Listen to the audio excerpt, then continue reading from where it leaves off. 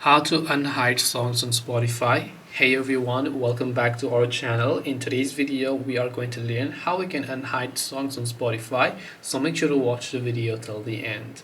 Now, if you'd like to unhide songs on Spotify, all you have to do is just open up the Spotify application.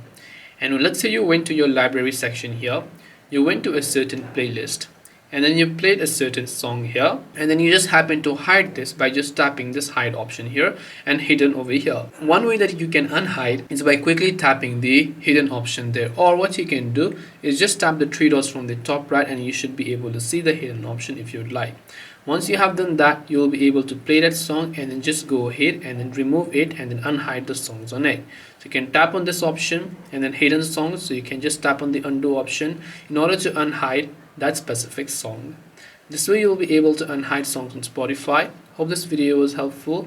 If you have got any questions, feel free to leave them down below. Thank you very much for watching till the end and see you soon in the next video.